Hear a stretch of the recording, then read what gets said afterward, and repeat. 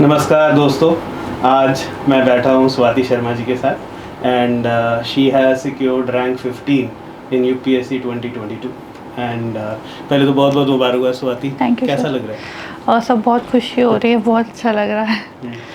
मतलब कितने साल की आपकी जर्नी रही, कैसी रही, इसके बारे में? सर ये मेरी 4 इयर्स की जर्नी थी। 2019 से मैंने अपने ग्रेजुएशन के एग्ज़ाम्स हो गए थे, उसके बाद तैयारी स्टार्ट की थी।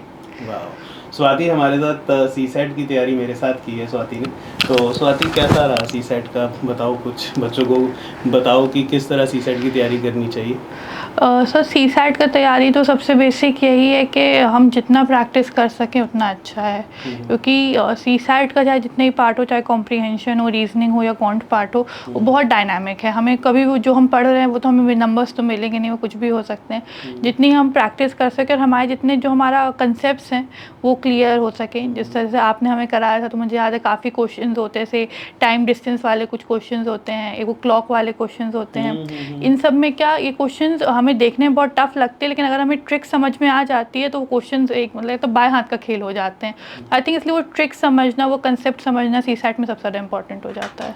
मुझे भी कई बार ये लगता है कि अगर आप देखो कि यूपीएससी की तैयारी करते करते अगर सीसेट अच्छे से तैयार किया जाए तो बहुत सारे अलाइड एग्जामिनेशन में भी उसकी हेल्प हो जाती है।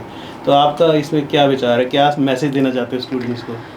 सर ये तो है ही, जैसे हम सीसेट का जब तैयारी करते हैं यूपीएससी का, कभी कभी होता है कि हम 4-5 अटैम्प्ट से लास्ट अटैम्प्ट तक पहुंच जाते हैं, लेकिन अनफॉर्चुनेटली हमारा नहीं क्लियर हो पाता है तब। लेकिन अगर जो सीसेट अगर हमने अच्छे से किया हुआ है, बैंक पीओ के एग्ज़ाम्स होते हैं, एसएससी का एग्ज़ाम होता है, और उसके अलावा ईपीएफओ वगैरह के होते हैं, आरबीआई के कुछ एग्ज़ाम्स निकलते हैं, तो इन सब में वो क्वांट पार्ट हेल्प कर देता है। तो उससे ये भी कि हमें समझ में आता है कि जो यूपीएससी सिविल सर्विसेज है वो एंड ऑफ लाइफ नहीं है, उसके आगे भी दुनिया है। अनफॉर्चुनेटली अगर हमारा नहीं क्लियर हो रहा है तो आगे और भी रास्ते हैं हमारे पास, तो वो भी ओपन एक तरह से हो जाते हैं अगर हम सीसेट अच्छे से प्रिपेयर करके रखें तो।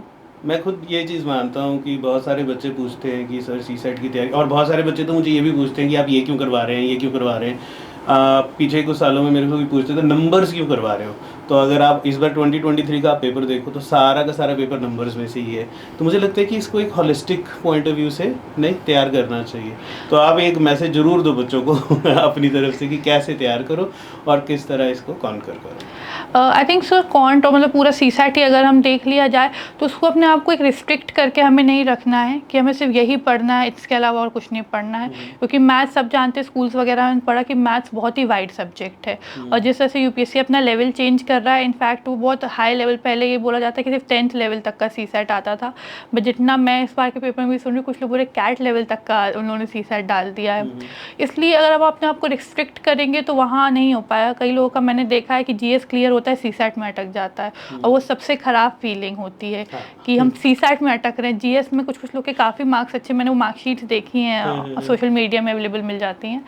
तो इसलिए आप सीसेट को मुझे लगता है छोटा मत समझिए, स्पेशली 3 अटैम्प्ट तो मैंने ही दिए। तो सीसेट पे भी अब ये नहीं कि पूरा साल ही लगे, लेकिन एटलीस्ट प्री के 1-2 महीने पहले से आप सीसेट के मॉक्स वगैरह लगाने लगे, और जो ट्रिक्स और जो कंसेप्ट उनको समझने में फोकस करिए।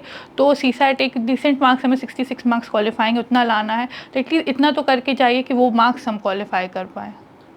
Great, thank you so much Swati, thank you so much students. ये मैसेज आप ज़रूर ध्यान रखिए बच्चों।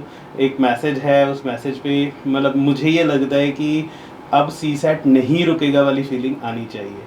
Thank you so much. Thank you.